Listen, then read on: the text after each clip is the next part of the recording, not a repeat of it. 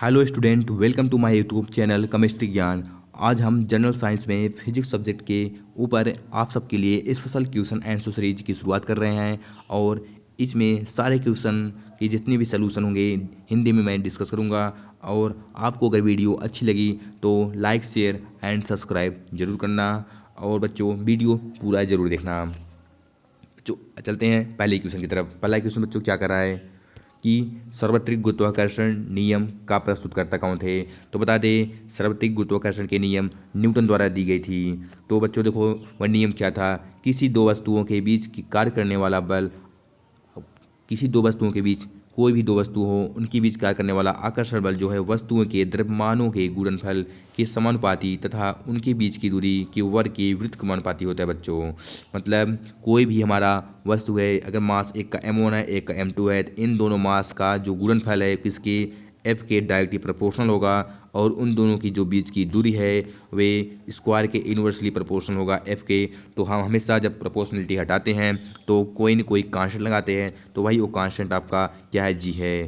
तो इस g की जो वैल्यू होती है 6.67 इंटू 10⁻11 होता है बच्चों, इसको याद रखना। और इस फार्मूले को तो आप जरूर याद रख लेना कि F इक्वल टू जो ग्रेविटेशनल फोर्स होता है F क्या होता है, F इक्वल टू क्या होता है, जी m1 m2 अपान r स्क्वायर होता है बच्चों। तो अगले क्वेश्चन की तरफ चलते हैं। देखो अगला क्वेश्चन बहुत ही अच्छा क्वेश्चन है। देखो इसमें क्या, पृथ्वी व सूर्य के बीच की दूरी यदि वर्तमान दूरी की अपेक्षा दोगुनी हो जाए तो पृथ्वी पर सूर्य द्वारा गुरुत्वाकर्षण बल क्या होगा।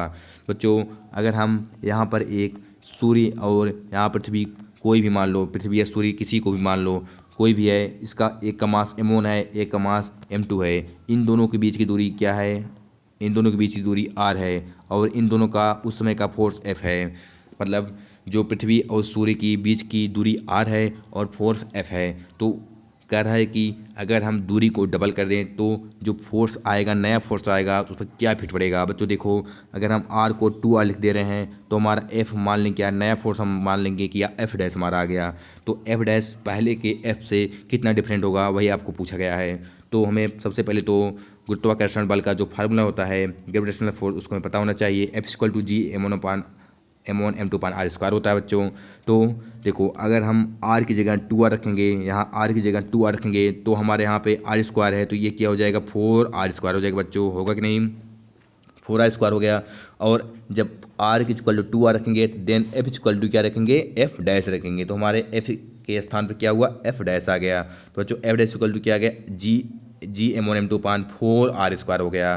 तो बच्चों आप जैसे कि देख रहे हैं यहाँ पे कि अगर हम इसको देखो, जो हम घेरा बना रहे हैं जी m1 m2 पान r स्क्वायर, देखो जी m1 पान m2 r स्क्वायर किसके इक्वल है, ये f के इक्वल है कि नहीं, देखो यहाँ पे f के इक्वल है कि नहीं, यहाँ पे जी इक्वल एफ इक्वल टू क्या था, जी m1 m2 पान स्क्वायर। अब ये जो हमारा फोर्स के अलावा जो बचा हुई वैल्यू है क्या है, जी m1 m2 पान स्क्वायर है, जिसको हम क्या लिख सकते हैं, जो पहले वाला f लिख सकते हैं कि नहीं, हाँ तो बच्चों लिख सकते हैं। तो f डैश जो हमारा बाद का f डैश आया कितना आया, जो पहले का f था f लिख दिए, इसके वैल्यू टोटल इतना वैल्यू f था, तो f अपान नीचे बचा हुआ 4, मतलब f अपान 4 आ गया। तो मतलब अगर हम इन दोनों के बीच की दूरी को डबल करेंगे तो जो हमारा न्यू फोर्स आएगा वो पहले फोर्स का 1/4 रह जाएगा। मतलब दूरी बढ़ाने पर फोर्स की वैल्यू कम होगी और कितनी डबल करने पर कितना कम होगा, 1/4 कम हो जाएगा। तो जो आपका इसमें कौन सा ऑप्शन होगा, ऑप्शन आपका डी होगा ऑप्शन। बच्चों अगला क्वेश्चन देखो, देखो बच्चों कुछ इंपॉर्टेंट नोट्स हैं उसको आप जरूर याद रखना। जैसा कि पहला क्या है, पृथ्वी के केंद्र में जी की वैल्यू जो होती है 0 होता है, एक हमेशा याद रखना। जो पृथ्वी का केंद्र है वहाँ पर जी हमारा गुरुत्वीय त्वरण बोलते हैं हिंदी में उसको, गुरुत्वीय त्वरण, उसकी वैल्यू 0 होती है केंद्र पर।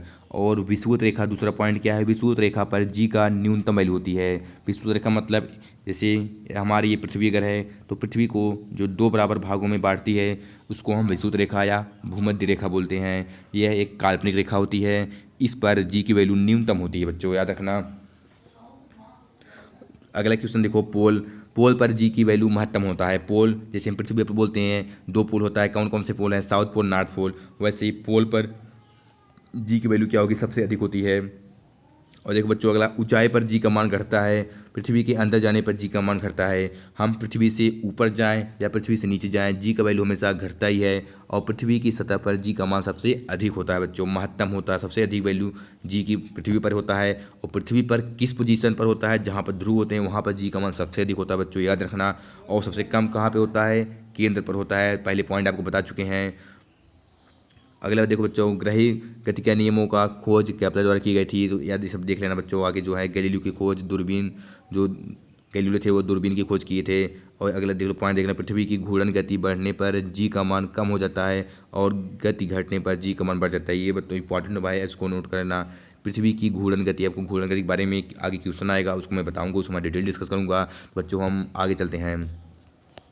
बच्चे क्वेश्चन नंबर तीसरा क्या है बच्चों, देखो क्वेश्चन नंबर थर्ड क्या है, किसी पिंड का भार, कोई भी पिंड है उसका भार पूछ रहा है। ऑप्शन नंबर एक क्या है, कह रहा है ऑप्शन नंबर एक है कि पृथ्वी पर सभी स्थानों पर एक समान होता है। पृथ्वी पर सभी स्थानों पर एक समान होता है।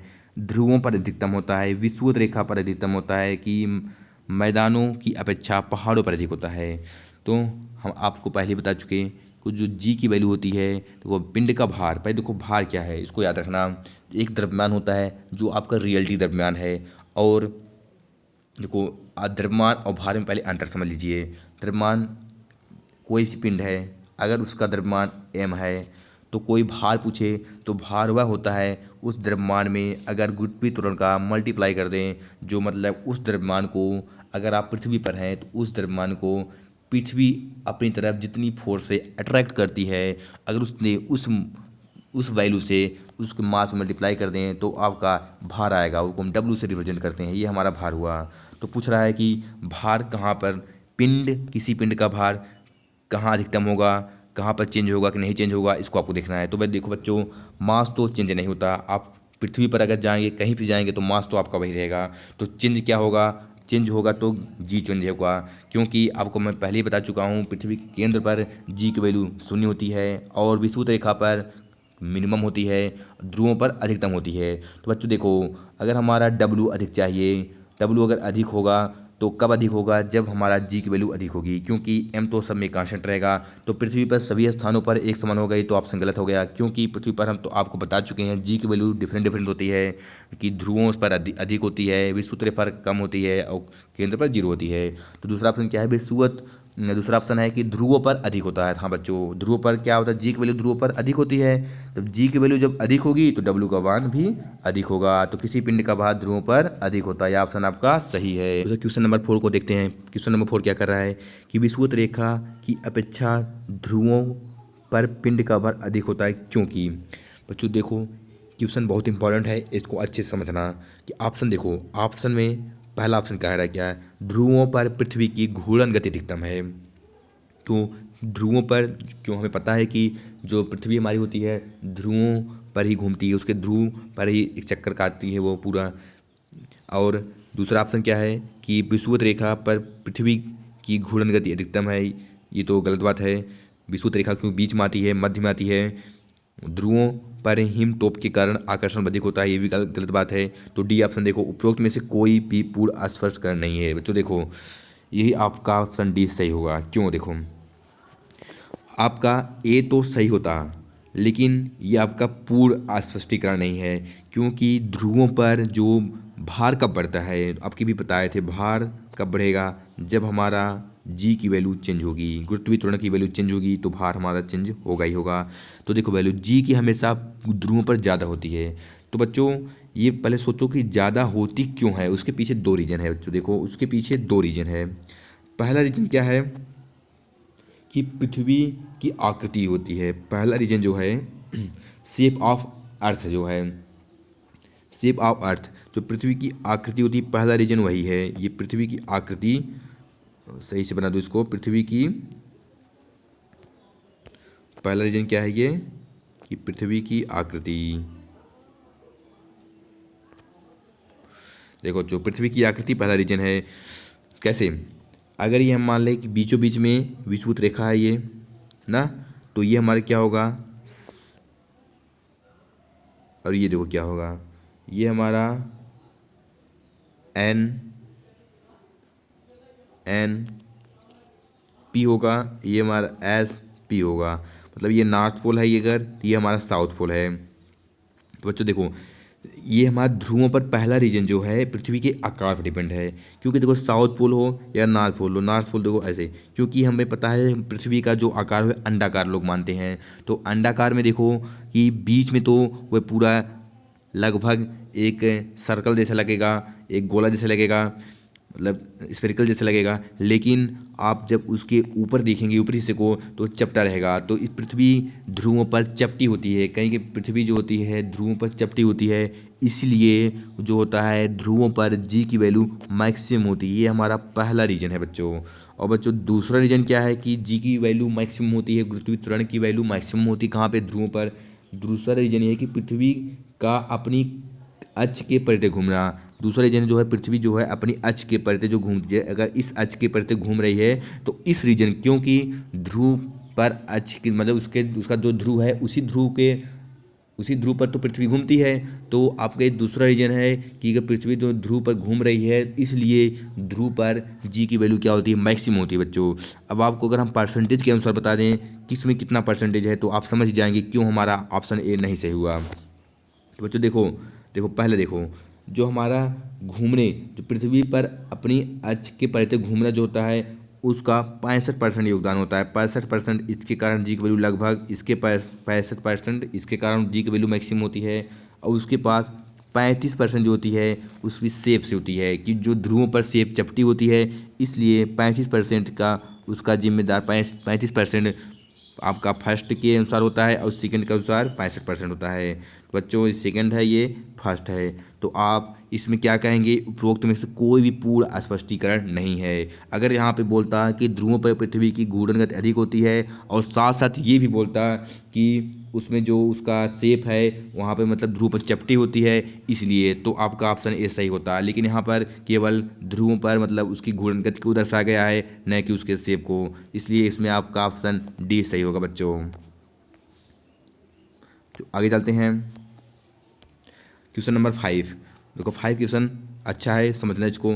लिफ्ट में व्यक्ति का भार तब अधिक होता है जब लिफ्ट, देखो आप हमेशा लिफ्ट में गए होंगे, अगर आप मेट्रो स्टेशन या कहीं भी रेलवे स्टेशन, बड़ी रेलवे स्टेशन पर गए होंगे तो लिफ्ट में ज़रूर गए होंगे। तो बच्चों देखो लिफ्ट में क्या है कि अगर पहली बात इसको अच्छे समझो कि जब अगर आप पृथ्वी पर खड़े होते हैं, आप जनरली पृथ्वी पर खड़े होते हैं तो जो गुरुत्व बल होता है, गुरुत्व बल के कारण पृथ्वी को नीचे की ओर हम दबाते हैं। जैसे पृथ्वी पर खड़े हुए हैं तो पृथ्वी से यहाँ पर खड़े हुए हैं, तो जैसे जनरल मान लें आदमी, कोई भी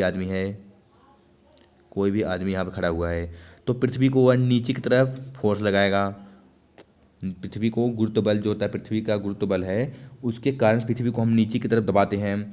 तो वह बल जिससे हम पृथ्वी को दबाते हैं, जो हमारा भार होता है, जिस बल से हम पृथ्वी को दबाते हैं हमारा डब्ल्यू होता है। क्या? डब्ल्यू। जो हमारा मास है W equal to mass into G होता है। तो मास तो हमारा जो है, भार जो हमारा मतलब उसमें द्रव्यमान जो हमारा था वो तो द्रव्यमान, और उसके पास जो जिस बल से हम पृथ्वी को दबाते हैं मतलब या पृथ्वी को ही खींचती है उसको हम जी से गुरुत्वीय त्वरण बोलते हैं। तो उसको मल्टीप्लाई करने पर हमारा जो भार आएगा, तो मतलब उस भार से पृथ्वी को दबाते हैं। तो बच्चों आप न्यूटन्स का जो थर्ड लॉ था एक्शन रिएक्शन फोर्स आपको पता होगा, जितने बल से हम किसी को दबाएंगे उतना ही बल वो हमारे जस्ट अपोजिट, उतने ही बल से वह रिपलिक मतलब क्या करती है, पीछे की तरफ ढकेलती है। अगर हम इसको नीचे दबाएंगे जितने बल से तो वह उतने ही बल ऊपर भी लगाना चाहेगी, उसको हम प्रतिक्रिया बल बोलते हैं, रिटालिएशन फोर्स बोलते हैं या प्रतिक्रिया बल बोलते हैं। तो वास्तव में देखो बच्चों, वास्तव में जो होता है पृथ्वी द्वारा लगाए गए बल, जो पृथ्वी द्वारा लगाए गए बल होता है, इसी प्रतिक्रिया बल द्वारा हम अपने भार का अनुभव करते हैं। जो पृथ्वी हम पर लगाती है, जो रिटालिएशन करती है, जो प्रतिक्रिया बल लगाती है, जो ये आर है जो पृथ्वी हम पर लगाती है, उसी से हमें आभास होता है कि हमारा भार इतना है। कितना मतलब क्यों, हम देखो कहीं पर चले जाते हैं तो चंद्रमा में चले गए तो वहाँ भार कम हो जाता है और यहाँ पे भार अधिक होता है। तो बच्चों यही रीजन है, क्योंकि जब हम गुरुत्वीय त्वरण जी जितना मैक्सिमम होगा, जितनी मैक्सिमम होगी उतना हम पृथ्वी पर ज़्यादा बल लगाएंगे और उतना ही बल पृथ्वी हम पर लगाएगी, तो भी हमें पता चलता है कि हमारा भार वास्तव में कितना है। बच्चों ये बेहद इंपॉर्टेंट है, आपको पता होना चाहिए कि आपका रियल जो वास्तव में भार तभी पता चलता है जब आपको जितना बल आप मतलब पृथ्वी भार लगा रहे हैं पृथ्वी पर, और वही पृथ्वी जो है आप पर उतनी ही रिटालिएशन फोर्स मतलब प्रतिक्रिया बल लगाती है, उसी से हमें पता चलता है कि हमारा भार रियलिटी में है क्या बच्चों। तो देखो अगर हम लिफ्ट में खड़े हुए हैं, यहाँ पे देखो ये लिफ्ट है हमारे, ये ऊपर की तरफ लिफ्ट लगा हुआ है। अगर लिफ्ट में अंदर हम खड़े हुए हैं तो लिफ्ट की तरफ हम क्या करेंगे, जो हमारा मास अगर m है, ये हमारा मास हुआ, तो अगर उस पृथ्वी का गुरुत्व त्वरण g है तो हम पृथ्वी को mg भार से उसको दबाएंगे। तब पृथ्वी को mg भार से दबाएंगे तो पृथ्वी अभी हमें क्या बोलेगी, प्रतिक्रिया बल जो होता है r से ऊपर की तरफ ठेलेगी, तो प्रतिक्रिया बल r को ऊपर तरफ से ठेलेगी। तो उसमें देखो बच्चों क्या है, अगर हम मान ले लिफ्ट हमारा ऊपर तरफ जा रहा है, लिफ्ट का एक्सेलरेशन जो है ऊपर तरफ है, तो बच्चों आपको पता होगा पृथ्वी का जो एक्सेलरेशन अगर ऊपर है तो को हम कैसे लिखते हैं, टोटल फोर्स जो हम लिखते हैं, टोटल फोर्स जो लिखते हैं वो किसके इक्वल टू लिखते हैं, टोटल फोर्स जो हम लिखेंगे नेट फोर्स के बराबर लिखेंगे। तो देखो टोटल फोर्स हमारा ये एफ है, टोटल फोर्स मान लो एफ है, तो एफ देखो नेट फोर्स क्या हुआ, एक फोर्स का एक जो हमारा प्रतिक्रिया बल है ऊपर की तरफ दिशा में है, और दूसरा जो हमारा जो हम पृथ्वी पर बल लगाते हैं वो हमारे नीचे की तरफ बल लगा रहे हैं, और पृथ्वी जो हमारे पैर पर बल लगाती है ऊपर तरफ लगाती है। तो हम net force F equal to क्या लिखते हैं, एफ इक्वल टू क्या लिखेंगे, आर को मान आर एक्सेलरेशन अगर ऊपर है तो हम प्रेफरेंस पहले ऊपर को देते हैं, अगर एक्सेलरेशन हमारा नीचे होता है तो हम पहले नीचे को प्रेफरेंस देते हैं। तो हम आर ऊपर की तरफ है तो आर पहले लिखेंगे माइनस, अब देखो ये दूसरी विपरीत दिशा में क्या है mg है, क्यों हम एक्सेलरेशन को क्यों आर को प्रेफरेंस दे रहे हैं, क्योंकि एक्सेलरेशन की भी जो जी इसकी जो डायरेक्शन है किस तरफ है, ऊपर की तरफ है, और हमारा जो रिटालिएशन फोर्स या प्रतिक्रिया बल है वो भी ऊपर की तरफ है, दोनों ऊपर की तरफ है, तो हम प्रेफरेंस पहले ऊपर की तरफ देंगे, तो आर पहले लिखेंगे। अब देखो उसकी विपरीत तरफ क्या है, mg लग रहा है, तो आर माइनस mg हो गया, टोटल नेट फोर्स बराबर होता है तो एफ बराबर हो गया, जो एफ यहाँ पहले लिए थे F equal to R minus M G हो गया। और जो एफ होता है न्यूटन के सेकेंड लॉ से एफ इक्वल टू क्या होता है एम, एफ इक्वल टू क्या होता है एम ए होता है बच्चों। तो देखो F equal to M A हो गया, तो हमारा आर अब जो आएगा नेट आर जो हम निकालेंगे, नेट आर क्या आएगा एम जी प्लस एम आई आ जाएगा। तो मतलब जो अब देखो बच्चों क्या हुआ, कोई अगर ऑप्शन देखेंगे तो एक समान वेग से ऊपर जा रही हो, एक ये ऑप्शन पूछा है कि एक समान वेग से नीचे जा रही हो, कि ऊपर की जाने व त्वरण के गमन से कि नीचे जाने के त्वरण गमन से। देखो बच्चों अब ऊपर की ओर जाने के जो त्वरण लगेगा उससे होता है बच्चों, जब ऊपर का त्वरण लगेगा तो हमारा देखो क्या होगा भार अधिक कब हुआ, पहले तो जो हमारा रिटेलिएशन फोर्स जो हमारा प्रतिक्रिया बल जो हमें पृथ्वी हम पर लगाती है उसी समय हमारा भार पता चलता है। अब तो जो पहले पृथ्वी हमें mg भार लगा रही थी तो हमें पता चल रहा था कि हमारा वेट क्या है mg ही है, लेकिन अब बाद में जैसे ही लिफ्ट ऊपर की तरफ चला तो एक्सेलरेशन ए आया, जब लिफ्ट चलेगा तो एक्सेलरेशन उसमें आएगा, त्वरण आएगा ही, जब त्वरण आएगा अब नेट जो आ गया, नेट जो प्रतिक्रिया बल लगेगा तुम्हारे पैर पर, जो नेट प्रतिक्रिया बल कितना लगेगा mg तो पहले से था ही, और प्लस ma आ जाएगा जो एक्सेलरेशन होगा उस लिफ्ट का, और मास जो होगा, इसी से हम पता कर सकते हैं कि अगर ऊपर जाएंगे तो हमारा क्या होगा वेट का भार अधिक होता है। तो ऑप्शन इसमें क्या होगा, पांचवे का ऑप्शन सी बच्चों होगा। बच्चों अगला क्वेश्चन देखते हैं, अगला क्वेश्चन देखते हैं क्या है बच्चों, क्वेश्चन नंबर 6। क्वेश्चन नंबर 6 क्या कह रहा है बच्चों, जल से भरे गिलास, जल से भरे गिलास जो है हमारी के नीचे दबे एक कागज को शीघ्रता से खींचने पर जल को छिड़काए बिना ही खींचा जा सकता है, ये घटना किस पर निर्भर है। तो बच्चों आप सोचो, अगर आप गिलास में, ये प्रैक्टिकल आप घर भी कर सकते हो, अगर गिलास में पानी भर दो, गिलास में पानी भर दो, उसके बाद जो है तुम उसके नीचे एक पेपर रख दो, और उस पेपर को शीघ्रता से मतलब पेपर को इतनी तेज़ी से खींचो, और खींचने के बाद देखो क्या जो तुम गिलास में पानी भर कर रखे हुए थे उसमें उस पानी मतलब गिरता है, उस पानी मतलब गिलास से नीचे आता है कि नहीं आता है। बच्चों आपको कर लेने इसको जरूर देखना है। तो बच्चों इसमें क्या होता है, इसका रीजन क्या होता है, तो ऑप्शन देखो क्या है, पहला कागज व गिलास के मध्य घर्षण बलों की कमी होती है, ये तो घर्षण बल आपको फ्रैक्शन फोर्स जिससे हम जिस कारण हम चल पाते हैं, जो हम जिस तरफ चलते हैं हमारी विपरीत तरफ फ्रैक्शन फोर्स लगता है बच्चों, ये जान लेना, ये तो होगा नहीं। दूसरा क्या बोला, न्यूटन के तृतीय नियम के अनुसार, न्यूटन के तृतीय नियम क्या बोलता है कि एक्शन रिएक्शन फोर्स है, जितना आप एक्शन करोगे उतना आपको रिएक्शन फोर्स लगाएगा, ये भी तो नहीं है। तीसरा क्या है, जड़त्व के गुण को दर्शाती है, हाँ बच्चों देखो ये यहाँ से आप बता सकते हैं कि ये क्या है, जड़त्व के गुण को यहाँ पर दर्शा रही है। जड़त्व के गुण क्या होते हैं इसको आप याद रखना, आपको बता दे रहे हैं। जड़त्व गुण को हम बता देते हैं आपको। देखो जड़त्व गुण है क्या, जड़त्व किसी वस्तु का वह गुण जिसके कारण कोई वस्तु अपनी स्थिति को बनाए रखना चाहता है, उसे हम जड़त्व कहते हैं। जैसे मान लो कोई भी आदमी खड़े हुए, मतलब तुम ही कहीं पर खड़े हुए हो, अगर तुम्हें कोई धक्का दे तो तुम गिरना चाहोगे कि अपना बैलेंस बनाकर फिर वहीं पर खड़ना चाहोगे। देखो तुम क्या करोगे, अगर कोई तुम्हें थोड़ा सा धक्का देकर चले जाए, तुम तो गिर तो जाओगे नहीं। अगर धक्का कम है तो आप गिरोगे नहीं। तुम सबसे पहले कोशिश क्या करोगे कि हम उस धक्के से बचकर पीछे की तरफ आकर अपने बैलेंस को बना लें, क्योंकि स्थिर रहना यही जड़त्व का नियम है। जड़त्व कहता है किसी भी वस्तु का वह गुण जिसके कारण वह अपनी स्थिति के बनाए रखना चाहता है, उसे हम जड़त्व कहते हैं। तो इसी कारण ग्लास में जब भी आप खींचेंगे, ग्लास स्थिर पोजीशन पर है तो उसमें पानी जो भरा है उसमें भार भी है, स्थिर पोजीशन में भी है, तो गिरना क्या करेगा, गिरना नहीं चाहेगा। जैसे आप गिरना नहीं चाहेंगे, अब आप गिरना पहले तो नहीं चाहेंगे, ऐसे वो भी अपनी स्थिरता को बनाए रखना चाहेगा। तो आप अगर शीघ्रता से, लेकिन याद रखना इसमें शीघ्रता से खींचना है, जब शीघ्रता से खींचेंगे तो वो अपनी स्थिरता को बनाए रखेगा और आपका पेपर हाथ में आ जाएगा और गिलास का भी पानी नहीं गिरेगा। तो बच्चों ये जड़त्व का नियम है, जड़त्व का नियम को ध्यान रखना बच्चों। अगला क्वेश्चन देखो, अगले क्वेश्चन पर चलते हैं। क्वेश्चन नंबर 7 क्या है बच्चों, क्वेश्चन नंबर 7, किसी पिंड का वेग दुगना हो जाए। पूछ रहा है किसी पिंड का वेग अगर दुगना हो रहा है तो क्या क्या होगा, उसका त्वरण दुगना हो जाएगा। पहला ऑप्शन पूछा है उसका त्वरण, एक्सेलरेशन मतलब ए, उसका संवेग दुगना हो जाएगा मतलब पी, उसकी गतिज ऊर्जा दुगनी हो जाएगी या उसकी स्थितिज ऊर्जा दुगनी हो जाएगी। तो बच्चों याद रखना, देखिए संवेग, त्वरण तो होगा नहीं क्योंकि हम rate of change of velocity को हम एक्सेलरेशन त्वरण बोलते हैं, उसमें तो रेट ऑफ चेंज पूछा नहीं है। तो अगला हम टॉपिक देते हैं, बी ऑप्शन क्या है, क्या है, बी हमारा संवेग है। तो संवेग हम क्या लिखते हैं, momentum. Momentum P equal to क्या होता है हमारा, देख लो ये वेक्टर क्वांटिटी होती है, P equal to M V होता है बच्चों, P equal to M V होता है। तो जिसमें क्या है कि किसी पिंड का वेग दुगना करने पर अगर हम वेलोसिटी को डबल कर दें, मतलब अगर हम पी इक्वल टू यहाँ पर क्या रख दें, P equal to M into 2v double होगा, पहले v था अब 2v हो गया, तो क्या संवेग दुगना हो गया। हाँ तो आपका संवेग दुगना हो जाएगा। तो क्या हो गया यहाँ पे p इक्वल टू क्या आ जाएगा, 2mv आ जाएगा। तो आपका संवेग क्या हो गया, ये दुगना आ गया। वेलोसिटी को दुगना करेंगे तो हमारा संवेग दुगना हो जाएगा बच्चों, याद रखना इसको। ये संवेग का फार्मूला होता है, ये इसको याद रखना, p equal to mv। Question number अगला डिस्कस करते हैं, क्या है क्वेश्चन 8, किसी पिंड को पृथ्वी से चंद्रमा पर ले जाने पर।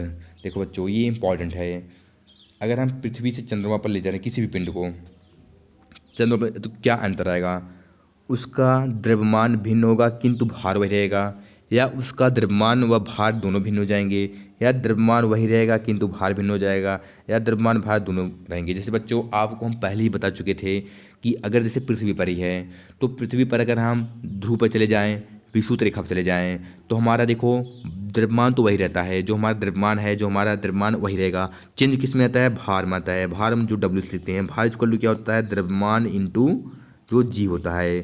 चेंज किस में आएगा, भार में आएगा। क्यों चेंज आएगा, क्योंकि द्रव्यमान में जी का गुरुत्वीय त्वरण का मल्टीप्लाई होता है। तो बच्चों ध्यान देना, जैसे हम ध्रुव पर जाते थे तो जी की वैल्यू मैक्सिमम होती थी, तो वहाँ पर हमारा भार मैक्सिमम होता था। लेकिन यहाँ पूछ रहा है चंद्रमा पर जाने पर क्या होता है। तो बच्चों याद रखना, जो चंद्रमा पर जी होता है, ये हमेशा आपको बहुत इंपॉर्टेंट बात है, जो चंद्रमा पर जी होगा वो 1/6 वैल्यू होगी। यहाँ से जी की 1/6 वैल्यू होती है वहाँ उस चंद्रमा पर जी की। तो अगर यहाँ पे जो आपका 10 है, जी की वैल्यू 10 है, तो वहाँ पर क्या हो जाएगा, 10/6 हो जाएगा जी की वैल्यू चंद्रमा पर जाने पर। अब देखो बच्चों क्या हो रहा है, जी की वैल्यू वहाँ पर घट रही बढ़ रही है। जी की वैल्यू चंद्रमा पर जाने पर यहाँ की वैल्यू से जी की 1/6 हो रहा है, तो मतलब यहाँ की वैल्यू से घट रहा है। जब जी की वैल्यू घटेगी तो आपका भार भी क्या होगा, घटेगा। लेकिन आपका जो ये द्रव्यमान होगा वो क्या रहेगा, आपका द्रव्यमान सेम ही रहेगा। आप जैसे पृथ्वी पर कहीं भी जाएं तो द्रव्यमान सेम रहता है, आपका वो भार डिफरेंट होता है क्योंकि हमारा गुरुत्वीय त्वरण डिफरेंट होता है। ऐसे ही जब हम चंद्रमा पर जाएंगे तो चंद्रमा पर पृथ्वी के 1/6 जो उसका गुरुत्वीय त्वरण होता है, तो 1/6 जब कम होगा तो जी की वैल्यू कम होगी, तो जी में मल्टीप्लाई एम से करेंगे तो डब्ल्यू भार का भी वैल्यू कम आएगा। तो मतलब क्या होगा, कौन सा ऑप्शन सही होगा, देखो कौन सा ऑप्शन, जिसका द्रव्यमान वही रहेगा। किस ऑप्शन में, ऑप्शन नंबर सी, जिसका द्रव्यमान वही रहेगा किंतु भार भिन्न हो जाएगा। क्योंकि भार डिपेंड किस पर करता है, त्वरण पर डिपेंड करता है बच्चों, याद रखना इसको। कई बार क्वेश्चन रिपीट कर रहा है इस टॉपिक को, भार और द्रव्यमान समझ लेना इसको। अगला क्वेश्चन देखो बच्चों क्या कर रहा है, क्वेश्चन नंबर 10। किसी पिंड का वेग 2 गुना होने पर उसकी गतिज ऊर्जा क्या होगी। देखो गतिज ऊर्जा आपको पता है, काइनेटिक एनर्जी 1/2 mv² है। तो बच्चे देखो, तो v का डबल जब करेंगे तो 2 दूनी 2v का 2v v equal to 2v रखेंगे तो 4 हो जाएगा। जब 4 आपका पहले हो जाएगा तो 4 1/2 mv² हो जाएगा। अब देखो बच्चों आपका कितना गुना हो गया, जो पहले काइनेटिक एनर्जी था उससे 4 गुना अधिक हो जाएगा, क्योंकि v इक्वल टू डबल कर रहेंगे 2v करेंगे तो 2v का स्क्वायर करेंगे तो 4v² हो जाएगा। 4 हम यहाँ पर लिख दिए और ये वैल्यू हमारी क्या होगी, काइनेटिक एनर्जी हो गई। तो पहले काइनेटिक एनर्जी होगी, अब क्या हो जाएगी, पहले काइनेटिक एनर्जी जो थी, अब काइनेटिक एनर्जी जो हो जाएगी नई वाली क्या होगी, 4 kinetic energy dash equal to 4 kinetic energy पहले वाली हो जाएगी।